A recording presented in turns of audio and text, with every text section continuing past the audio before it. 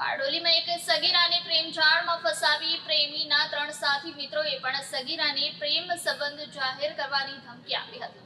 સગીરાએ Bardoli town પોલીસમાં ફરિયાદ આપતા ગણતરીના કલાકોમાં પોલીસે 4 લંપટોની અટકાયત કરી. ઘટના બની હતી કે 1 વર્ષ અગાઉ બારડોલી નગરમાં રહેતી એક સગીરાને બારડોલીના જલારામ હુડકો સોસાયટીમાં રહેતા રોનિત પાંડે સાથે સોશિયલ મીડિયા થકી મિત્રતા થઈ હતી અને મિત્રતા થયા બાદ રોનિત પાંડે સગીરા સાથે અવારનવાર શરીર સંબંધો બાંધ્યા હતા.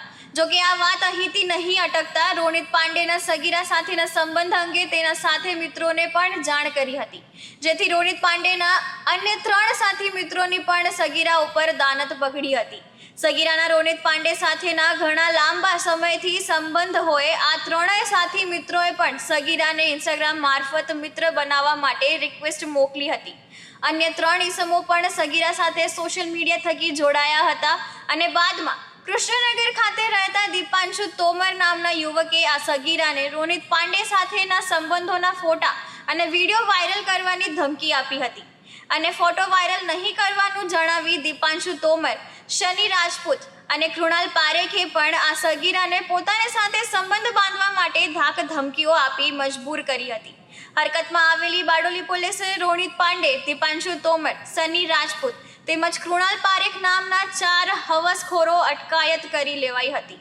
જોકે આ 4 પૈકી બારડોલીના રજનીગંધા રો હાઉસમાં રહેતા કૃણાલ પારેખ અગાઉ પણ અનેક યુવતીઓ સાથે પ્રેમ સંબંધ બાંધી લગ્નની લાલચ આપી અને યુવતીઓને પોતાની મોહજાળમાં ફસાવી ચૂક્યો હોવાની પણ વિગતો પોલીસ સમક્ષ બહાર આવી છે.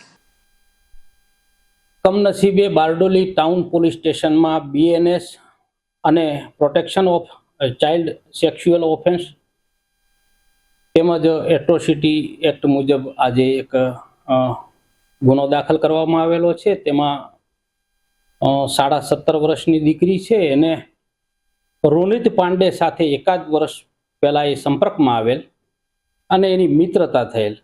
આ મિત્રતામાં એનીને બોળવી, લાલચ આપી અને એની સાથે અવારનવાર રોનિત પાંડે બળાત્કાર કરેલ. ત્યારબાદ રોનિતના 3 મિત્રો દીપાંશુ, શનિ અને કૃણાલ એ પણ પોતપોતાની રીતે આને આઈડી ઇન્સ્ટાગ્રામ પર ફોલો કરી મિત્ર બની અને દીપાંશુએ પણ એની સાથે મિત્રતા કરી અને તું રોનિત પાંડે સાથે તારા ખરાબ ફોટા છે, તારા કોલ વિડીયો છે એ અમને બધી ખબર છે, અમે તારા ઘરવાળાઓને અને સમાજમાં તારી બદનામી કરી શકીએ એમ છીએ, અમે તને આવા ફોટા બધા વાયરલ કરીને, તો તું અમારી સાથે પણ શારીરિક સંબંધ બાંધ એમ કરીને એકવાર દીપાંશુએ તોમરે એની સાથે શારીરિક સંબંધ બાંધેલો અને શનિ રાજપૂતે પણ આ જ રીતે સેમ એમોથી ઇન્સ્ટાગ્રામ પર ફોલો કરી મિત્ર બનાવી અને શારીરિક અડપલા કરેલા અને કૃણાલ પારેખે પણ શારીરિક અડપલા કરેલા. એમાં 4 આરોપી રોનિત પાંડે, દીપાંશુ તોમર, શનિ રાજપૂત અને કૃણાલ પોતપોતાની રીતે આને જ્યારે બોલાવે ત્યારે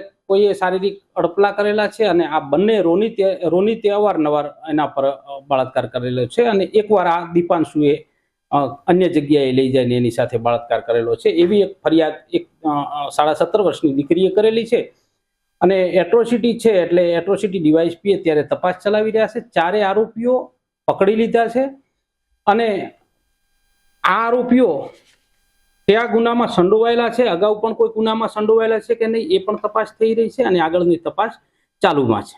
સાહેબ, આ લોકો જે પકડાયા છે, જે આખો ષડયંત્ર રચેલું કેટલા સમયથી ચાલતું? એકાદ વર્ષથી આને રોનિત સાથે સંબંધ, મિત્રતાના સંબંધ થયા અને મિત્રતાના સંબંધમાં સગીર દીકરી છે એટલે એને પ્રેમમાં ફસાવી અને એની સાથે શારીરિક સંબંધ બાંધ્યો. બાદમાં આ 3 છે એ આ રોનિતના મિત્રો છે એટલે સ્વાભાવિક છે, મિત્રો છે, અંદર વાત કરી છે કે આ છોકરી સાથે મારે આવી રીતના પ્રેમ સંબંધ છે એટલે દીપાંશુએ એના ફોટા બીજા વાયરલ કરવાની બીક આપી અને એના ઘરે એની સાથે એકવાર ક્યાંક અન્ય હોટલમાં લઈ જઈને એની સાથે શારીરિક સંબંધ બાંધેલો અને શનિ અને કૃણાલ જે છે એ લોકોએ શારીરિક અડપલા પોતપોતાની રીતે આ ઇન્સ્ટાગ્રામ ઉપર એને ફોલો કરીને મિત્ર બનાવીને અડપલા કરેલા. ત્યારબાદ આ પોલીસ સ્ટેશને આવી અને સમગ્ર હકીકત જાહેર કરેલી અને એ બાબતે ફરિયાદ દાખલ કરેલી. સાહેબ, ખાસ કરીને કૃણાલ જે છે તે એક હિન્દુ સંગઠન સાથે જોડાયેલ વ્યક્તિ છે અને પોતાને શ્રીરામ સેનાના નામે ઓળખાણ આપે છે બાજુની અંદર. તે બાબતે સાહેબ શું કહેવું? કૃણાલ છે બદમાશ માણસ છે, અગાઉ પણ કોઈ પ્રેમ સંબંધ કરીને છૂટાછેડા લીધેલા છે, બીજી છોકરીને પણ પ્રેમ સંબંધ કરીને છૂટાછેડા લીધેલા છે એટલી મને ખ્યાલ છે. અને રામસેનામાં જે જોડાયેલ છે એ રામસેના લગભગ હવે અસ્તિત્વ નથી એનું એટલું બધું અહીં ધરાવતા, પરંતુ સ્વાભાવિક છે કે આ બધા અંદરૂની મામલા છે એટલે કંઈ એવા જાહેર બી નહીં થયા હોય ખાસ કરીને. પણ હવે આ ખબર પડશે તો કદાચ આ લોકો સંગઠનમાંથી કાઢી પણ મૂકશે આને. તો સાહેબ ભૂતકાળની અંદર જે એ લોકોનો ગુનાહિત ઇતિહાસ હશે તે મામલે સાહેબ કયા પ્રકારની કાર્યવાહી થશે? ભૂતકાળે આમનો ઇતિહાસ તપાસવામાં આવશે. જો આવા જ પ્રકારના ગુનાઓ હશે તો એમને વધુમાં વધુ અને કડકમાં કડક સજા થાય એ તમામ પ્રયત્નો કરવામાં આવશે. ઓકે સાહેબ.